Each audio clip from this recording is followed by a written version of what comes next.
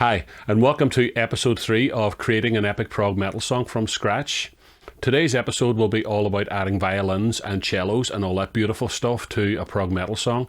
If that's something you're into, then stick around. If you would like to watch the series from the start, then head up to the YouTube card here and there'll be a link to episode 1.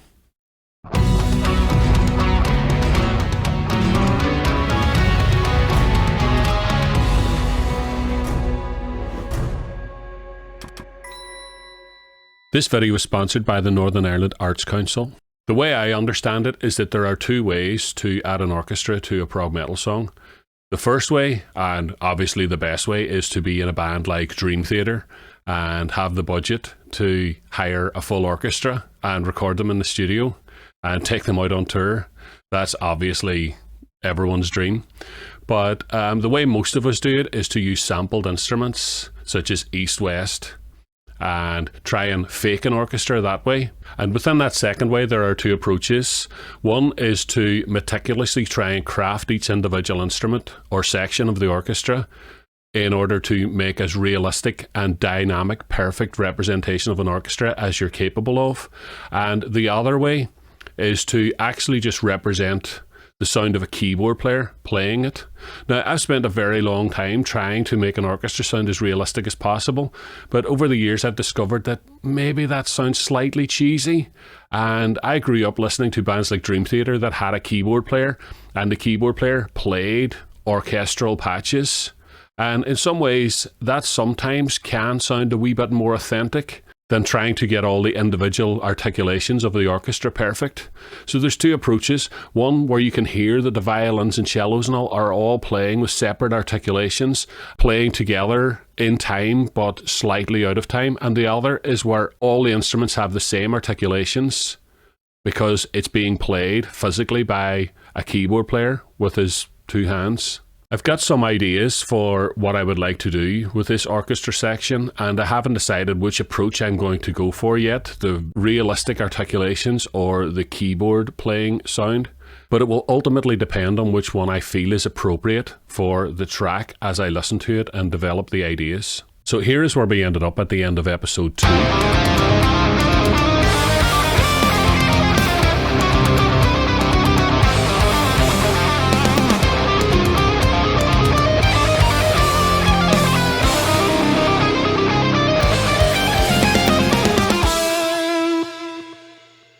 So the last note of that guitar solo definitely suggested a modulation back to C major. I also think the rhythm is quite intense at that part, so maybe for contrast's sake, we should really simplify the rhythm and build up the intensity of the melodic parts of the song, which is why at this moment I'm looking at adding orchestra parts in. So just to give myself a framework for the orchestra parts, I'm going to go back to my Devon Townsend patch and lay out the chords that I want to use. Let me see.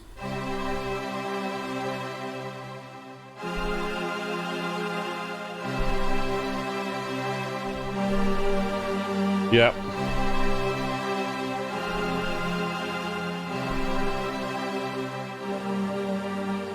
So I'll record that as a guideline so that I can write melodies over it.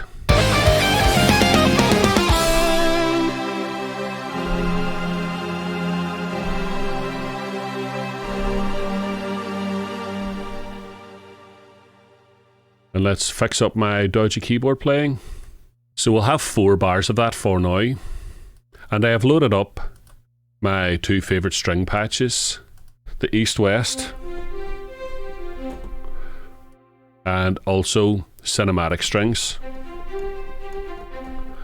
And the cinematic strings has more of a marcato kind of sound, and when I blend it together with the slower East-West, we get violins and cellos that have a very hard attack. If you really want to get serious about the orchestral side of things, scoring for an orchestra and writing for an orchestra, there are a lot of fantastic YouTube channels about. One that jumps to mind is Guy Mitchellmore's channel. He's absolutely great. I'll try and put a link here. Or is it here? I can't remember. I'm lucky enough in that I went to university and studied orchestration and composition. But the thing about it is, I have spent most of the years since then actually completely ignoring everything that I learned at university. So all the orchestrations that I do are covered in doubled thirds and covered in parallel fifths, and all these things are against the rules apparently when I was at university, but I don't really think that matters. I think what's important is if it sounds right to you, then it probably is right. So I'll probably start by adding a basic cello and bass part.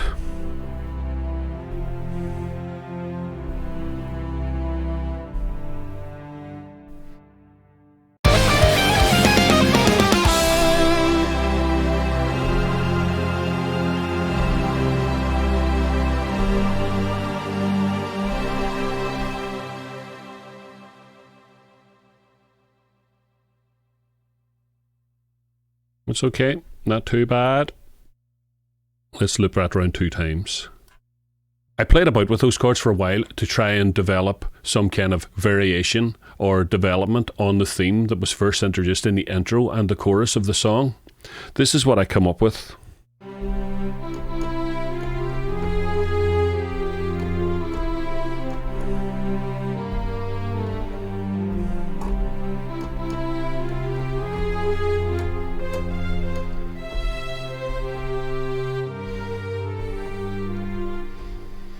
Let's get that recorded.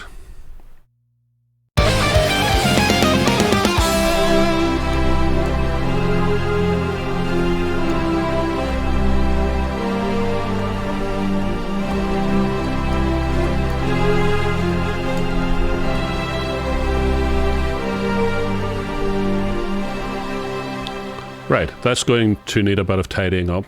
After a wee bit of tidying up on the MIDI editor, this is what we have so far.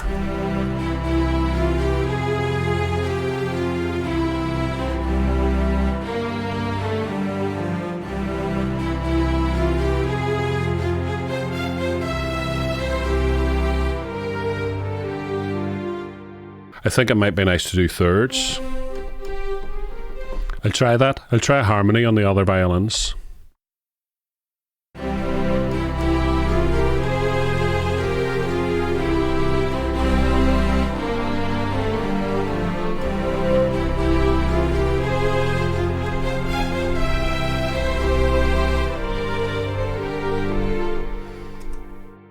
Cool. And just to beef the whole thing up, I think I'll also add in the melody on cinematic strings.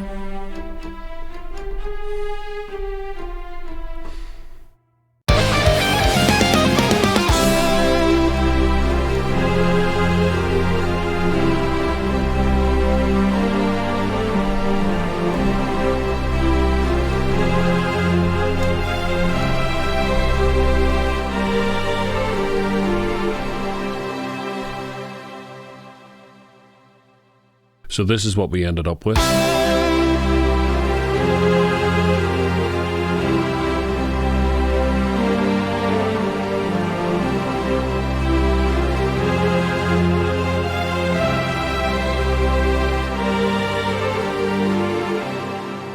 think I select all of that and copy it up an octave as well.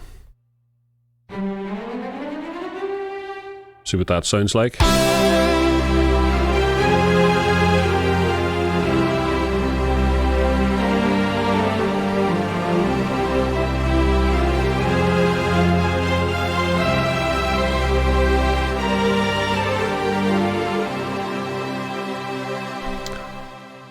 Okay, I think for the second repetition we'll copy everything we've done so far across.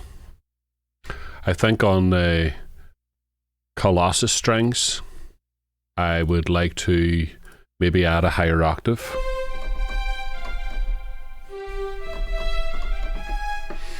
Let's try and do that first.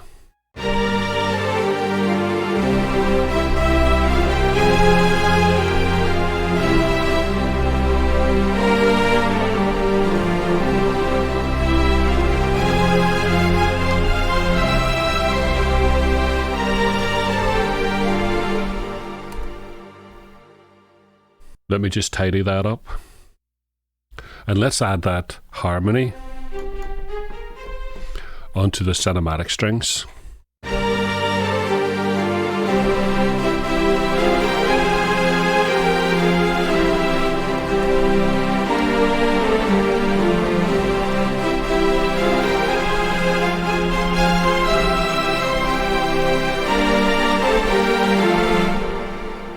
Okay, let's hear what we have so far.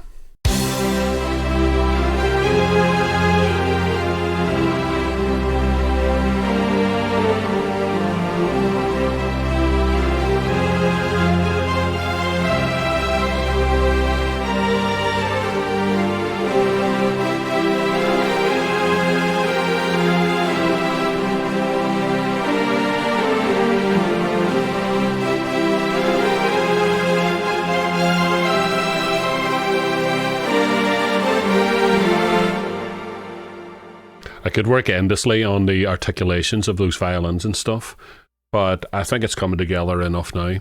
It occurred to me while listening to it, though, that the rock band will be playing along and stabbing at the start of each bar with the chords, and on the second repetition, it might be, rather than one each bar, something like dun dun dun dun dun dun dun dun dun dun. So maybe I'll try and add that in on the low strings down here. You know, something like that. Let's see.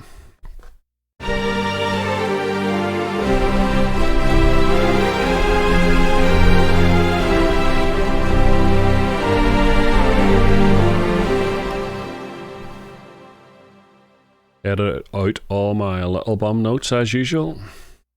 I prefer to finish the song as effectively as I can, and then go back and mull over the details and perfect things and concentrate on the performances and all, and production afterwards.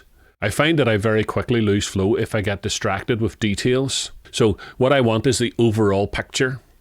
Put in all the broad strokes, and then when the broad strokes are ready and I know that I'm happy with the song, it's something that I want to proceed with, then you can spend as much time as you want mulling over the details. We're going to add the rock band part of it now, so let's add in some of the drum stabs.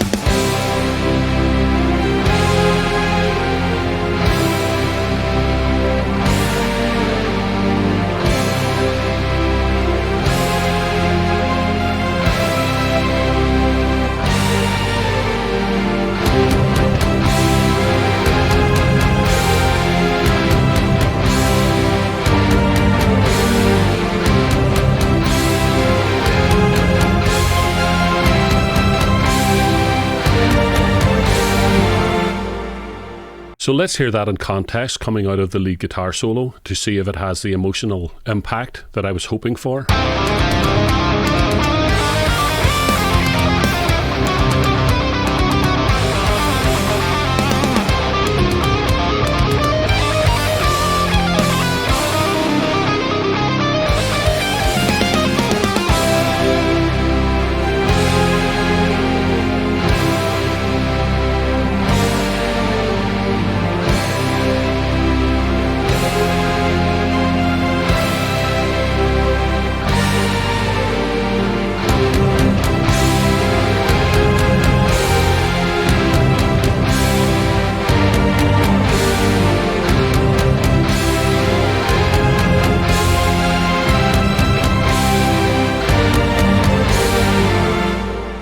Okay, I'm really happy with that. I think the next section now should carry on that theme, but maybe introduce a solid drum beat and a guitar riff of some description. Let's write a drum beat for this part.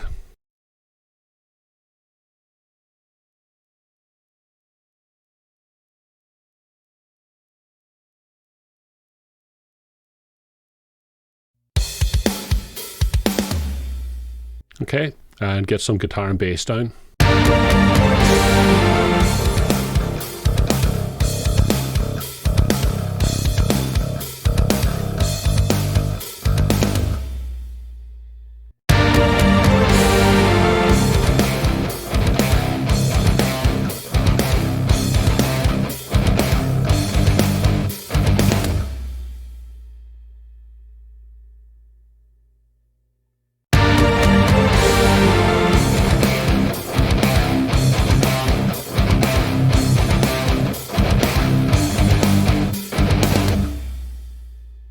Of course, now that the strings have been introduced, we need to keep the strings in because it's all about rhythm now at this section. I think we'll play something staccato.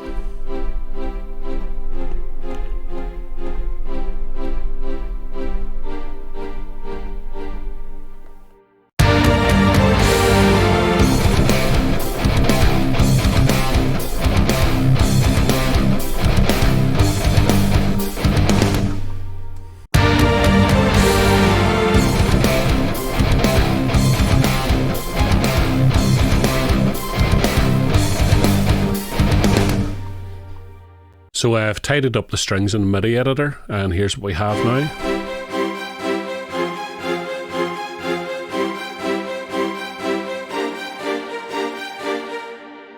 And with the rest of the band.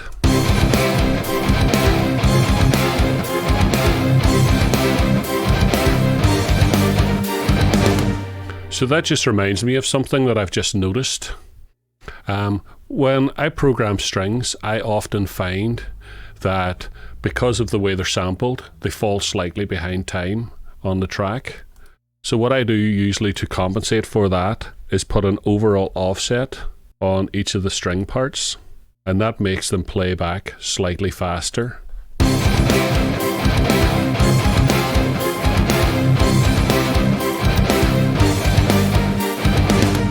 That's better. So I'm going to repeat this section 4 times. And I'm going to play a guitar part that's just based around the violin melodies that we have already heard.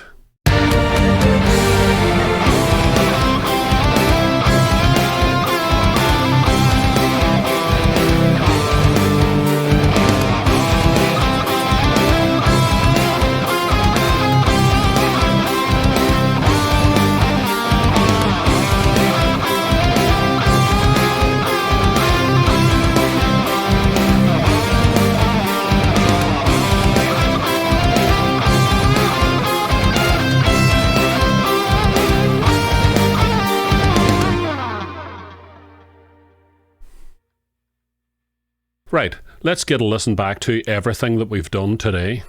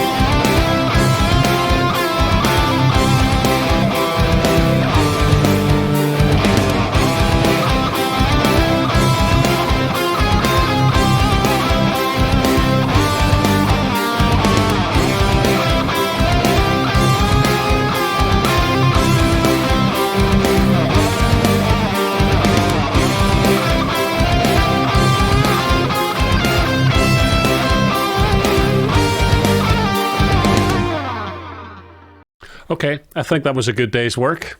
Thank you so much for watching, and I hope you found it interesting, and I hope you found it useful. I'll be back with episode 4, where we're going to go even more into the prog metal stuff, do something a lot more proggy and different for the next section of the song. If you've been watching along, I really, really appreciate it. You guys rock.